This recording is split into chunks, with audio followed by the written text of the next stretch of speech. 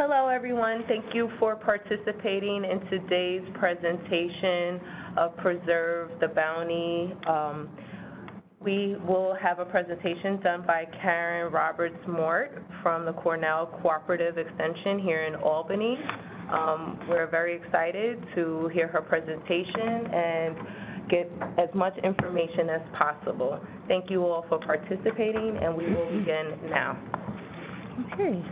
Hi, I'm Karen, and I'd also like to thank you for listening in. I have been teaching nutrition in the community for over 20 years, and this is one of my favorite topics to talk about. And so let's get started. This is the time of year when gardens and markets are overflowing with vegetables. And so I've been asked to come here and talk about healthy ways to prepare them and what to do with them besides just eating them on your dinner table. Is there a way to preserve them? Maybe you have your own garden or a spot in a community garden. Maybe you're a member of a CSA, which is community-supported agriculture, when individuals actually buy a share of a farmer's harvest and they pick up their share once a week during the growing season. Or maybe you buy direct from a farmer orchard or a farm stand or one of the many farmers markets. Maybe you take your family out and pick your own apples or peaches or cherries or any of the vegetables that are available this time of year. Perhaps you get some from a food pantry or a supermarket. There's lots of choices, lots of sources for fresh vegetables this time of year. Maybe you even have a generous friend who brings you bags of zucchini or tomatoes in the middle of the night, leaves them on your porch. I wanted to start off with a few methods of preparing vegetables. Next slide. I'm sure some of you have used many of these, but maybe there's something you haven't, so maybe you'll get some ideas. To take advantage of all the benefits of fruits and vegetables, especially vegetables, eat a variety of colors every day and vary your cooking methods. Some vegetables are actually releasing nutrients when they're cooked, like carrots and tomatoes. Tomatoes actually release the lycopene when they're cooked, so have a variety of cooking methods. The easiest and fastest is probably microwaving. You use little or no water. Steaming is good for cooking from a fresh or frozen state. Some vitamins are water-soluble, so you don't lose as many of those vitamins if you're keeping the vegetables up out of the water. You're just steaming them. And then steaming under pressure. Maybe some of you have received an Instapot or some other kind of pressure cooker for a holiday or birthday, and this is the time to get those out. It's a good way to cook root vegetables and tubers and softens them up. And, of course, you can make soup. You can use your slow cooker for soups. You can make casseroles or sauce. If you have a child or a significant other in your household who refuses to try vegetables, maybe they say they're allergic to vegetables, keep trying, keep changing it up. It may take 10 or 11 tries for them to get a taste for that particular vegetable. And again, maybe a different technique of cooking it would help. The next slide is more vegetable cooking methods. One of my favorites is stir frying. It's quick and easy. You can do it right on your stovetop. You don't have to have a fancy wok. It preserves the crisp texture and bright color of the vegetables because it's a very rapid way of cooking it. And it uses just a light coat of oil or liquid. You could just spray the oil in or use a broth or some water from vegetables that you've steamed. Roasting is another one of my favorites. It's becoming more and more popular, using a sheet pan with chunks of vegetables drizzled with olive oil and herbs and baked with dry heat in your oven. Again, try to do it as quickly as possible so you, some of those nutrients and the actual, the vegetable tastes more like it's supposed to, like the natural state. I've done this, I've left them in there a little too long and then they lose some of their flavor. But These are also very good with, this technique is good with root vegetables, especially beets, parsnips, turnips. They actually sweeten up as you roast them. And people who say they don't like those vegetables, you know, will be surprised. They like them when they're cooked this way. It's a surprisingly tasty way to make Brussels sprouts and cauliflower, especially if you add a little paprika or curry powder with maybe a shake of Parmesan cheese. Also, don't forget the raw form. There's a number of different ways to make salads and slaws. Slaws are not just for cabbage. You can use broccoli, cauliflower, Brussels sprouts, grate them up fresh, and they're actually much more nutritious that way. You're eating them and not destroying the vitamins by cooking them. So mixing in flavorful toppings like craisins, grapes, apples, add a little sweetness, balance the flavor of maybe some of the more bitter greens like kale, and add some crunch. And of course, another way to have raw vegetables is by throwing them into smoothies. I know a lot of young people are using this for breakfast, green smoothies made with kale, spinach, and combined with sweet fruits like bananas, strawberries, again, to balance the flavor. And so the majority of this presentation is going to be talking about preserving the food, preserving vegetables in particular. Why do we do this? So we can enjoy the great taste of these vegetables all year long. So you know where your food comes from. You know it's local if you're buying it or growing it yourself, ideally. It's a hot trend right now to eat food within a 100-mile radius of where you live. You can control what goes into your product if you're canning it yourself or freezing it. You can control the amounts of sugar and sodium if you're on a special diet. And you can make sure that there's no unwanted additives in your sauce or whatever you're making. You may be surprised to know even jam and fruit can be canned without sugar. The jam and jelly, you have to have a special pectin to allow you to do that. But we're focusing on vegetables, so I'm not going to talk too much about jam and jelly, but that's a very popular form of canned goods right now. And I wanted to mention that you should use veggies when they're at their peak quality, which is within 6 to 12 hours after harvesting. And that's really hard to do unless you're picking it yourself, and you know when you pick that, and you have to set aside an afternoon or an evening to do the processing, whatever you're doing, canning, freezing, dehydrating. It's best to do it very quickly after it's been picked. If you must delay preserving them, keep them refrigerated until you're ready.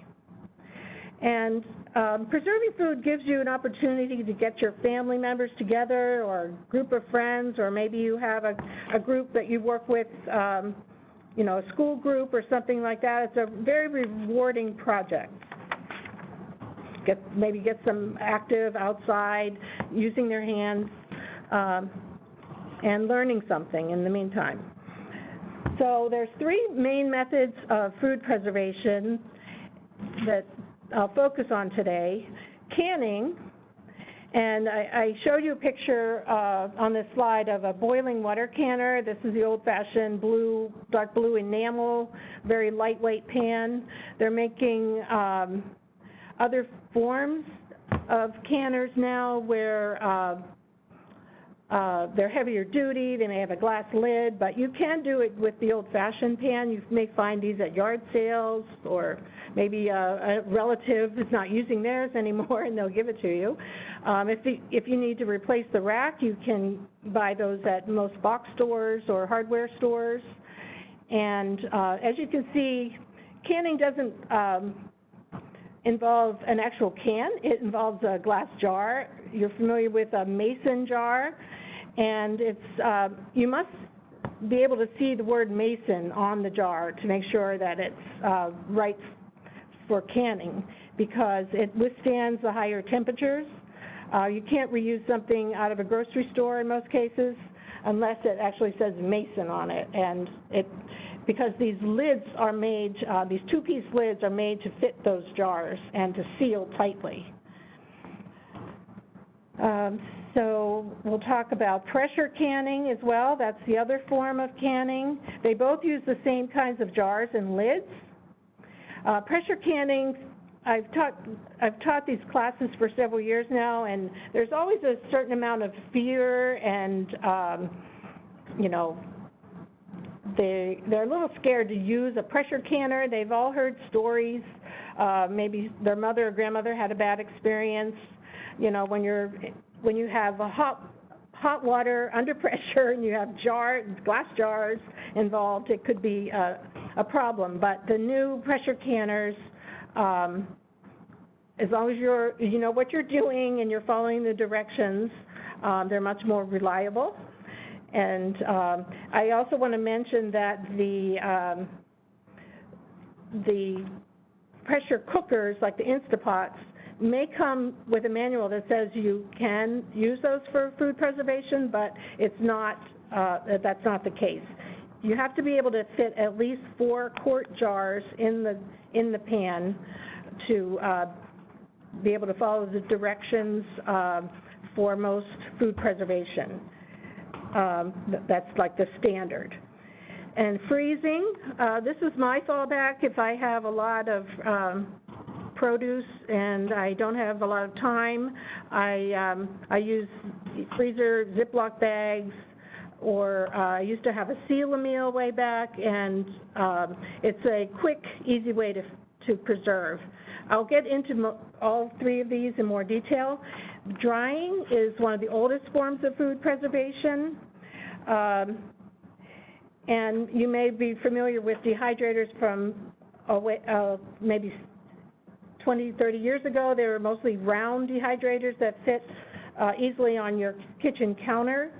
I'll talk about the best kind of dehydrators in a few minutes. All right, next slide. Whichever method you use for food preservation, the goal of it is to prevent food spoilage. So there's certain steps that you have to follow in each recipe. They're very specific, and they're tested and approved by the USDA. Food spoilage is considered any change in a food that makes it less desirable.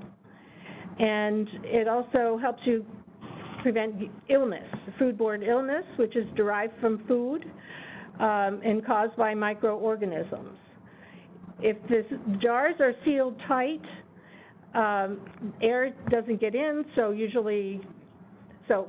that prevents microorganisms from growing, except for anaerobic bacteria, which can grow when this doesn't have any air in the jar. So we'll talk about that, because that type of bacteria is botulism, causes botulism, and can range from mild intestinal distress to death. So we have to follow the directions. We need to wash the produce thoroughly to get started. Don't use overripe produce, because sometimes we wait until we have so many tomatoes on our kitchen table that we don't know what to do with, but that's not a good idea. You should try to actually preserve food when it's less mature, not all overripe, because then you'll have a risk of mold and bacteria to develop. So use clean equipment as far as your canners, your knives, your work surfaces, cutting boards, things like that. And you need to sterilize your jars. You may have had them in your basement or somebody gave them to you. Wash and sterilize those. And I see, the next page it talks about what causes food to spoil, and not just the bacteria, but molds and yeast and microorganisms. You may not have heard about enzymes as much, and that is actually a protein found in produce, and it actually helps fruits and vegetables to mature, ripen, and deepen color as time goes on. So you want to stop their activity, and you can do that, next page, by blanching vegetables before you freeze them, usually in steam, and harvesting foods when at their peak but not overly ripe, and process as soon as possible. Enzymes play a role in pickling as well. We'll talk about fermented pickles in a few minutes, but one of the first things you do when you're processing pickles is you cut a 1/16 of an inch off of the blossom end where the flower was on the pickle to prevent the enzymes from making the pickles mature more and soften as you're processing them. Enzymes are destroyed at 170 to 190 degrees, and if you allow them to stay active, they can cause undesirable changes. Some of the microorganisms include mold. They can grow in acid medium, but they are killed at 140 to 190 degrees Fahrenheit. Yeast is also able to grow in acid, but it is killed at 140 to 190 degrees Fahrenheit. So you can tell that temperature is very important in food preservation. You can recognize yeast growth, I guess, by the appearance of gas bubbles and by the presence of slime or scum. And if any of you have made preserved pickles or sauerkraut, you're familiar with that formation of slime or scum along the top where the air touches the liquid. Yeast may react with sugars in food, and that does cause fermentation, especially if your processing time was inadequate or the lid seal is broken. Okay, next page is bacteria. This is the biggest problem.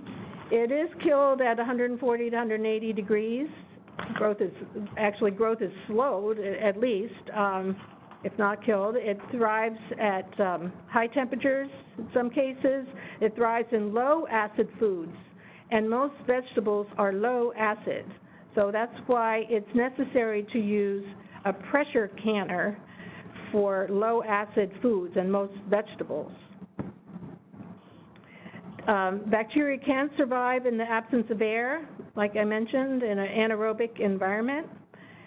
And bacteria is killed at temperatures of 240 degrees Fahrenheit. Those are the anaerobic bacteria, I should have mentioned that. That's why in a pressure canner, water boils at a higher temperature if it's under pressure. So that's why that's necessary. And bacteria can multiply rapidly with millions growing on a gram of food in just minutes. They're microscopic, you can't see them, you can't taste them, or you can't smell them. The next page talks about temperature. It's a critical factor in food preservation.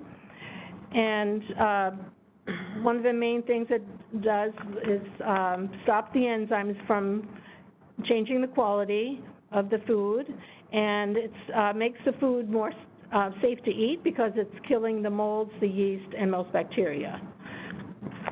And cold temperatures also can help you, when you refrigerate and freeze vegetables, help them stay safe. This time of year, you may be lucky if you have a second refrigerator to store some of your produce while you're in the process of preserving them or finding homes for them. I wish I had one at this point. So today we're talking about canning. We're stressing the importance of using current recommendations. You can contact your local cooperative extension or look online. I tell my students if they want to find something about preserving zucchini, say, just Google zucchini an extension, and you will most likely find an approved recipe from another extension. Every state has an extension.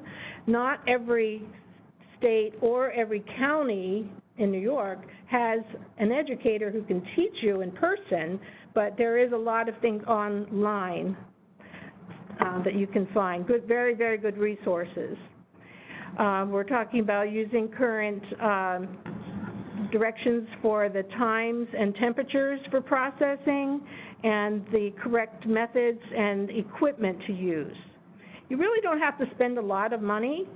I like to show my equipment in my classes, and I'll have to add some pictures to this slide presentation. Things like a scale, a simple scale to weigh your produce or your ingredients like salt or sugar.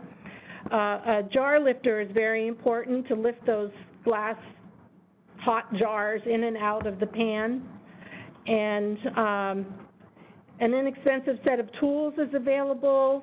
A set from Ball costs about $10, and it has a jar lifter. It has a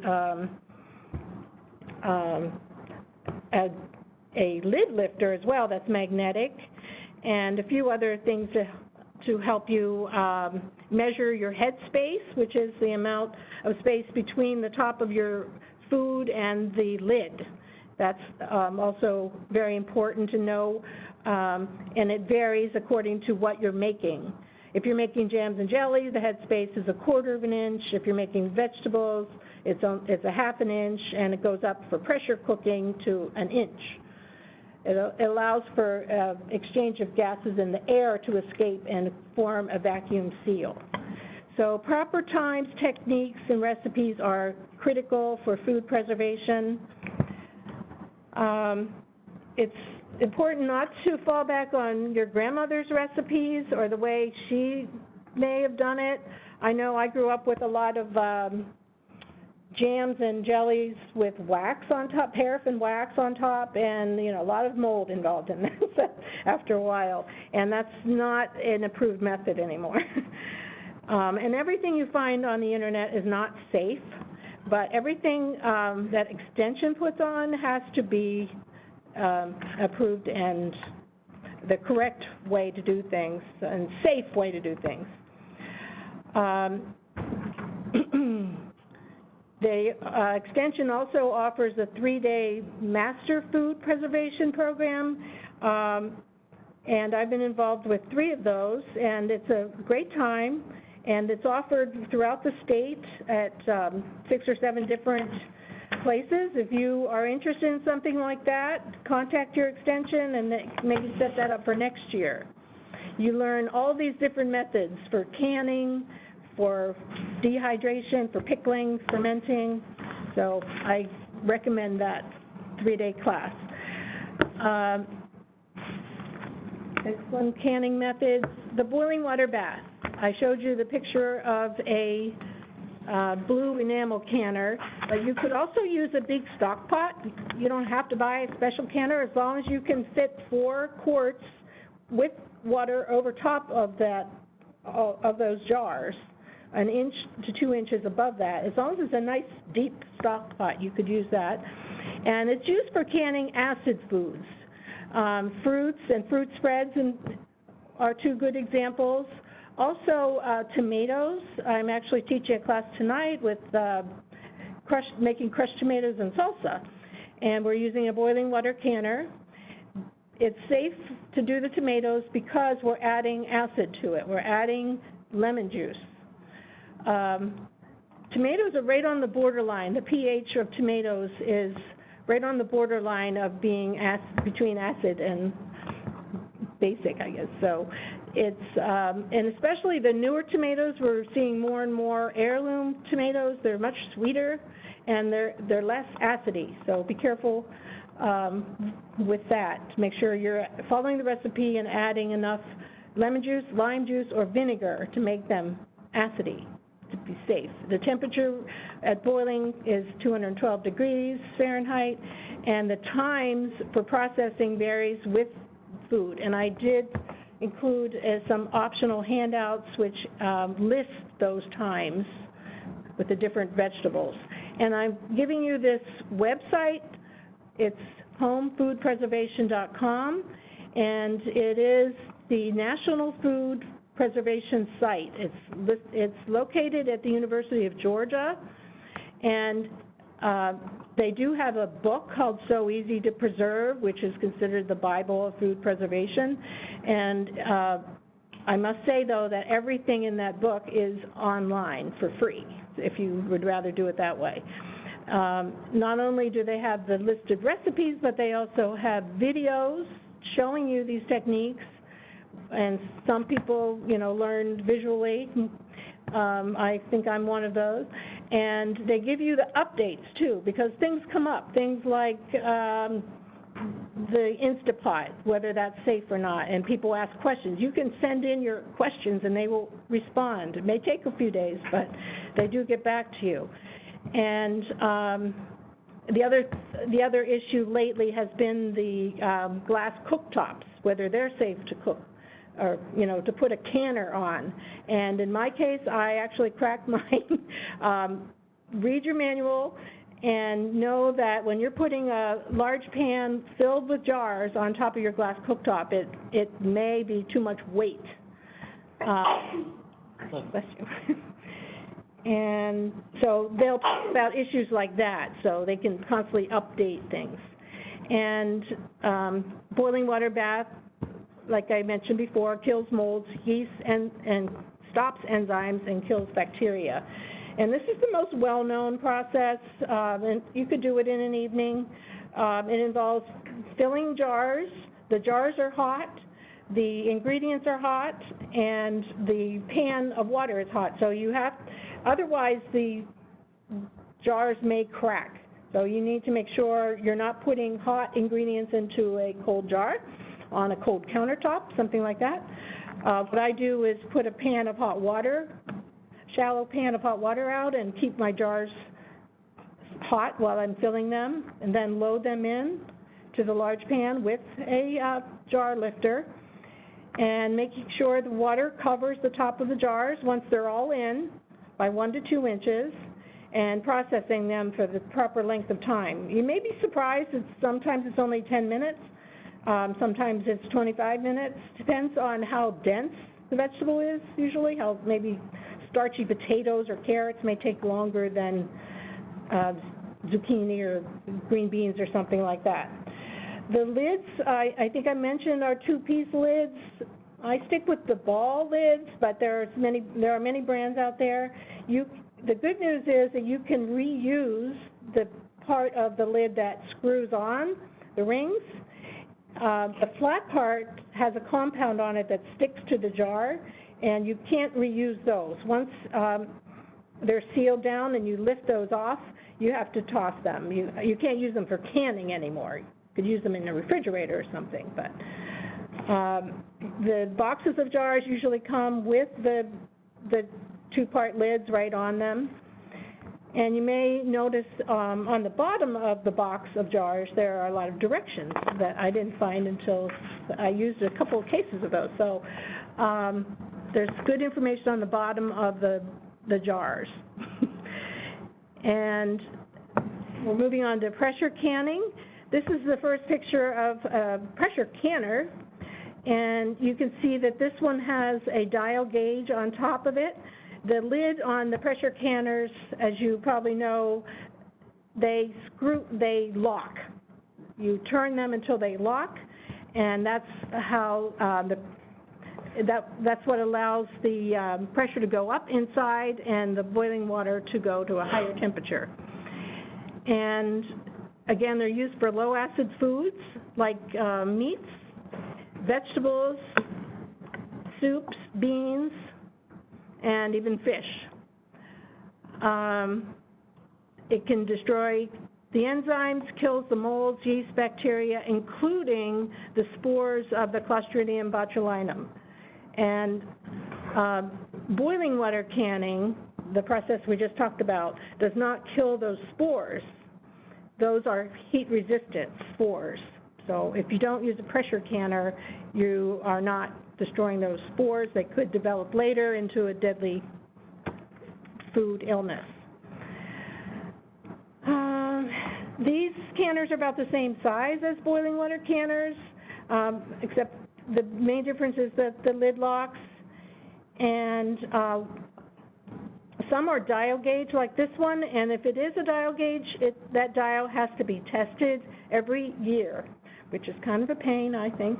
But if you don't have someone who tests those in your county, Extension usually does, you can send them away to the manufacturer and allow a week or two, and they will test it and give it back to you. Like I said, you use the same kind of jars, same kind of lids. Some of these pressure canners are tall enough that you can stack the jars. You can have 2 layers in there, which really makes it heavy.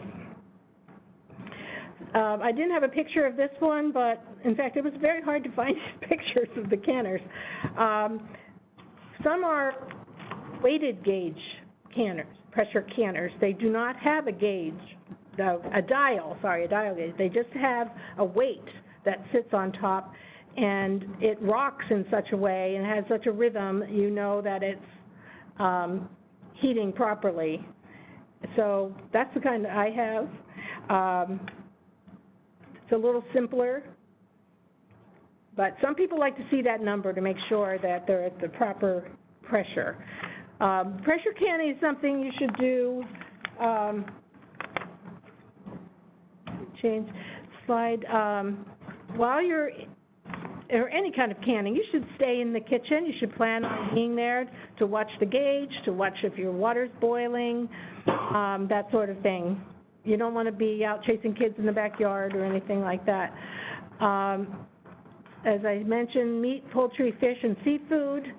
I plan on doing some pressure canning of meats because it's a neat way to have a portable product. I have a lot of meat in my freezer, but I can't, take that to a picnic or anything. But I could actually bring canned or properly processed jars of meat, chicken, things like that, throw it in, make a salad, or have lunch at work or whatever. Okay. I mentioned the weighted gauge. If you've ever seen one, it has 3 numbers on it, 5, 10, and 15 pounds, and that relates to the pressure that it's providing on the pressure canner. It has different openings for it to fit on top of the lid. Don't use produce with imperfections, like, make sure you take the stems off, the cores of the tomatoes, take the seeds out as much as you can. I know it's impossible to take all of them out of the tomatoes in particular, and remove blemishes. Try to use as perfect a vegetable as you can. The next slide, at this point, like to assure you that you don't need to worry too much. Sometimes talking about pressure canning makes me nervous. If you follow the directions exactly and get your pressure gauge tested annually, and you know that it's working properly, you won't have to worry. Once you do produce these canned goods, keep them in a dry, cool location, away from excess heat and cold. You don't want them out on a sunny counter or in a spot that may get too cold either. In our environment in New York State, it's not possible to store them outside. It'd be too hot or too cold. There is a renewed interest in root cellaring. That would be something you could maybe adapt your basement to be a root cellar, or people are actually building root cellars, or they're building some sort of outdoor storage that would need to be insulated for the cold. In the dark, you need to keep it in the dark as much as possible, because over time light can degrade the food and color as well. You may lose its color and some nutrients caused by oxidation from the tops of jars especially. And I know having a few shelves in the basement is usually where people keep these things, but if you do need to keep them in your kitchen, If that's your only option, just keep them in a cupboard away from your an oven or microwave, something that would heat it up. So try to keep it in a cool area, maybe close to the floor where, because heat rises. And so the next thing we're going to talk about is freezing. And freezing does prevent microbes from growing, but it does not kill them, which is interesting, and it's good to know, because sometimes if you freeze something that already has some bacteria in it, and then when you thaw it out and you go to use it, it may start growing again. The microbes could start growing again. That's why blanching is recommended for almost all vegetables.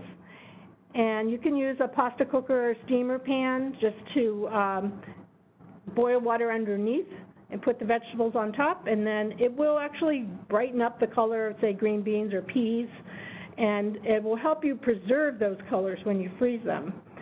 And it prevents texture changes caused by the enzymes, as I've mentioned a couple times. It slows those enzymes, but doesn't totally stop them from working.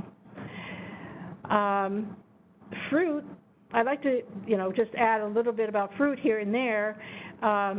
It does better if you pack it in a syrup with some sugar in it, because it helps hold the flavor, the color, and the shape of those pieces of fruit. But you don't have to blanch fruit before you freeze them, so you know. I like to freeze herbs. I use ice cube trays. I designate certain ice cube trays just for herbs. And then you can throw those ice cubes with herbs in them into sauces or soups throughout the winter and get that taste of summer back. And you can also preserve pesto this way. Just make a batch of pesto in your food processor and pop them in some ice cube trays, and then it's very easy to use those cubes later. You can even put oil over some of those herbs if you like to put olive oil, say, in with your oregano and parsley and basil. It helps preserve the herbs if you have some oil on top of those. There are some disadvantages to freezing, because you eventually run out of space, and that's my problem. And I mentioned before, I use a seal-a-meal. There's vacuum sealers. You can use just the regular heavy-duty plastic Ziploc bags. The main thing is to try to lay them flat with the vegetables inside. They'll thaw quicker and more evenly that way when you go to use them, and they take up a lot less space if you have a nice, neat stack flat. Make sure your plastic containers, if you're going to use something like Tupperware or Rubbermaid or whatever, make sure it says on the package that they're approved for use in the freezer. Some plastics just get brittle, and you don't want that because it allows air to get onto your food, may cause a freezer burn, which no one likes. The packaging helps keep the air out, and you can remove as much as you can with a vacuum sealer, or there's a low-tech way of removing the air with a straw, and believe it or not, this works. If you have a Ziploc bag, nice and flat, and you close your seal all the way over to the edge and then put a straw in, you can actually remove the air by just sucking the air out. You can make that bag kind of shrink down onto the vegetables, and that helps minimize the air that comes in contact with your food.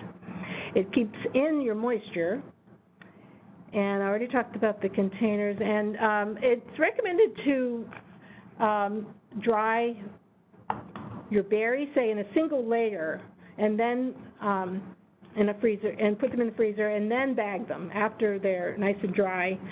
Then they won't stick together, and you can just get a few out at a time for your cereal all winter long.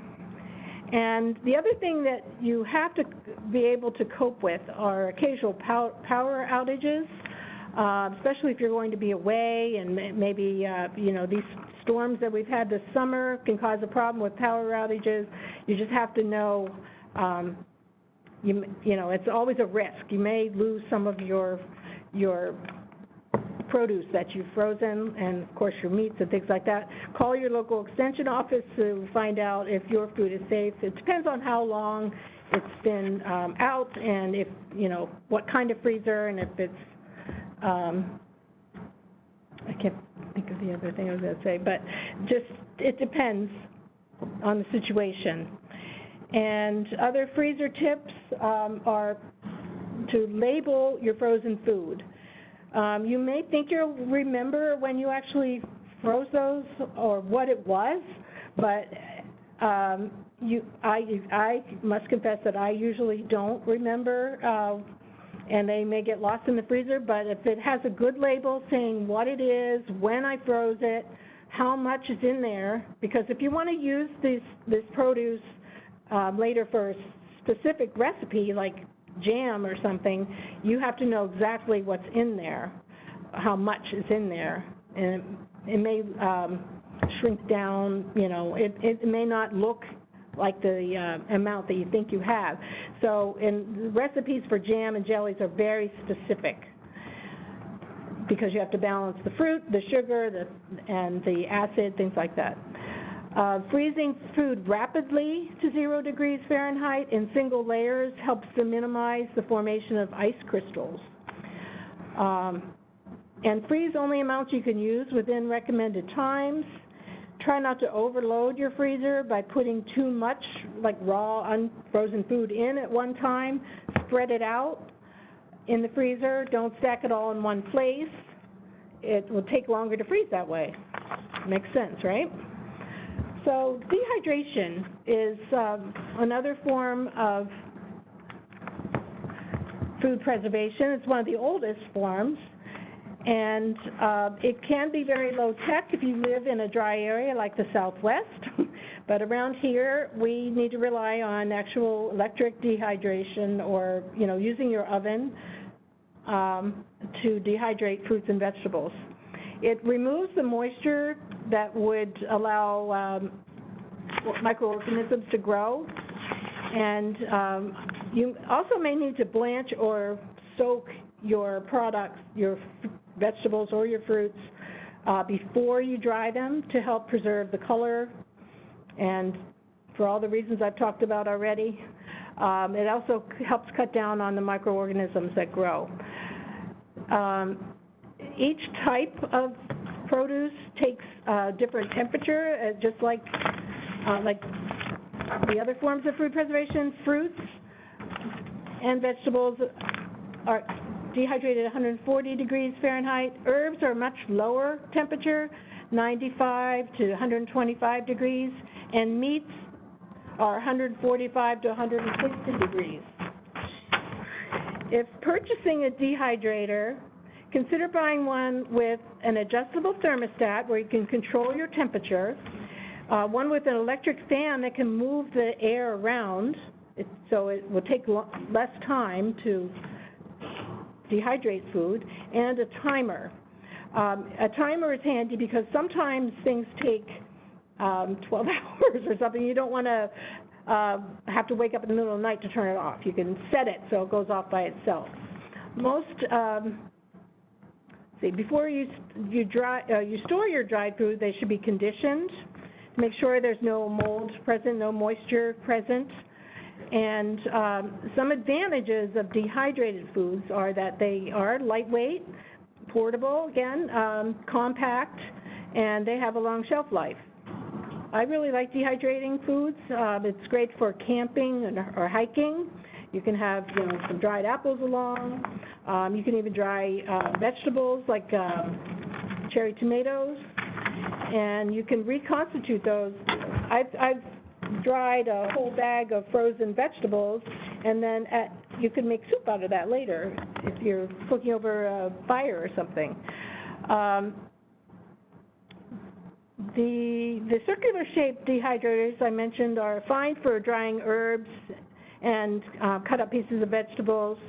The larger ones, which one I have is at work, it's like the size of a microwave, and it has like 8 or 9 drawers in it that go in and out. It's easy to get in, you know, your pieces, different kinds of fruits and vegetables, and even herbs. And some of them take a lot longer than others, just so you know. You can imagine some have more water in them, cherry tomatoes in particular. Yeah. Okay. And we're getting to the last two main forms and food preservation, and these are two of my favorites, and I've been doing a lot of these. Pickling, that's usually quick pickling, that's what I'm talking about here, is when you actually take cucumbers or whatever vegetable you want to pickle and add vinegar. That's the main ingredient, and some salt and spices. The acid is needed to preserve the vegetables. We don't recommend using lime or alum for health reasons. It also raises the pH. We want to keep it acidy. Don't use reactive metals like copper, brass, or aluminum. Use stainless steel, glass, or food-grade plastic for your processing. The vinegar, you know, the acid really does a number on some of these metals, so stay safe. And table salt is not recommended for pickling because it has iodine added to it, which can darken your pickles over time. And table salt also has anti-caking ingredients, which can cause a cloudy brine, if you care about that. Kosher salt can be used if it is pure, but it's harder to measure because of the larger crystals, so you need to weigh it in most cases. Again, you can use canning jars with two-piece lids, or there's even freezer pickling recipes. You can use plastic containers to freeze them. You can cure. This is a different kind of pickling. This is fermented pickles. And you can cure just about any vegetable in brine, including beans, like dilly beans. I actually did cauliflower last week, broccoli, anything from the cabbage family, basically, carrots, of course, cucumbers, onions, and green tomatoes. They must be covered in the brine to create the ideal condition for lactic acid-forming bacteria. That's the key to fermenting. You have a salty brine so that no other bacteria can live in it except these kinds of bacteria, which are beneficial. They have probiotic effects in your gut. And lactic acid forms as the batch ferments and goes on to aid in your digestion and kills harmful bacteria in your gut. So it's good to have a bit of fermented food every day if possible, because it helps your gut. And acids in our stomach actually kill most bacteria as it goes through. So you have to have it, you can't just have once a week, you have to have a little bit every day. So think of it as like a condiment.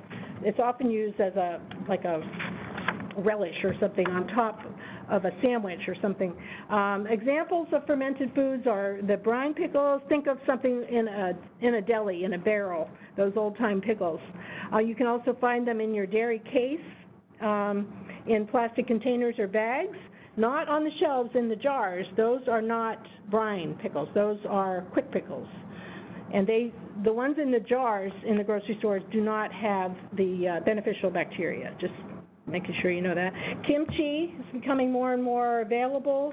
It's considered like a Korean sauerkraut. In Korea, it's common for it to be eaten 2 to 3 times a day.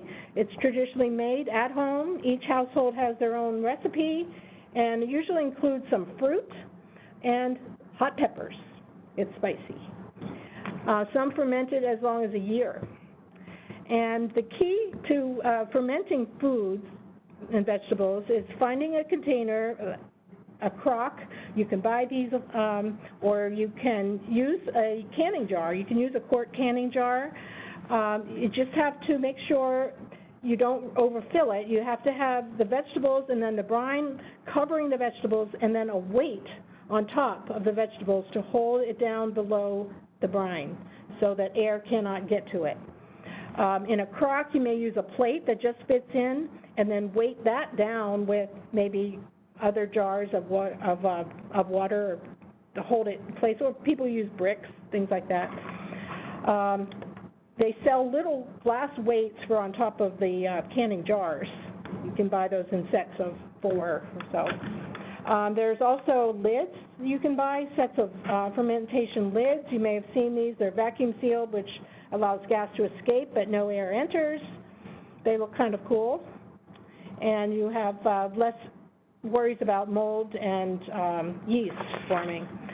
I can go on and on about fermented foods, but just the next page is be sure to follow tested and approved recipes. You have to have the proper proportion of ingredients.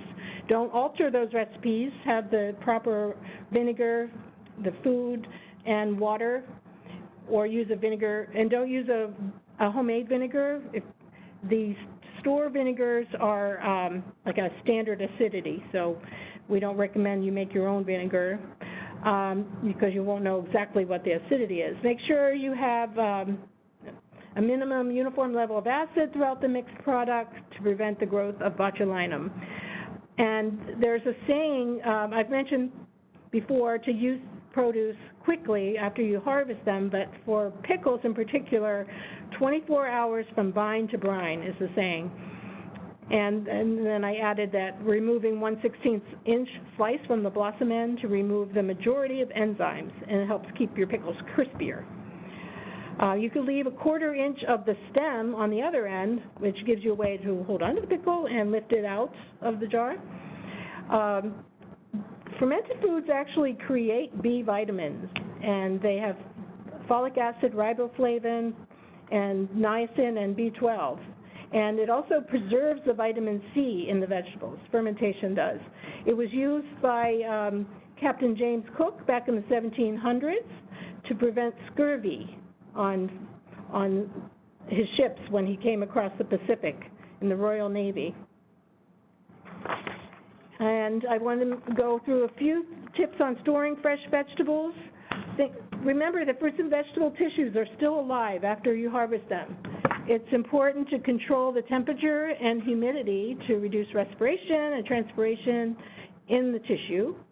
Cool temperatures will slow down these processes and counteract the heat energy made. Increased temperatures will increase ripening and deterioration. So, again, get that second refrigerator going. Proper storage conditions depend on the crop. I think I may have given you a handout about that. And that's all I have for storing. And I just hope that this presentation inspires you to try some new ways to prepare, enjoy, and preserve fresh vegetables. Again, it can be a rewarding activity for an individual, a family, or a group to do together from start to finish. Helps keep a tradition alive and builds pride and satisfaction for a job well done. I gave you handouts for Cornell's instructions for freezing, drying, and canning. Those are their newest instructions. I gave you that website. I think I gave you a list of references. And if you have any questions, I have my email address on the last slide here. But thanks for listening in. I hope this was helpful, and I hope you enjoy the rest of your summer and enjoy the harvest. Make it last all year. There's a lot of great gifts that you can give, something you make from your heart, things like jars of salsa, jams, pickles, pepper jelly, corn relish. It makes for a unique and original gift. Again, there's my address, email address, if I can be of any help.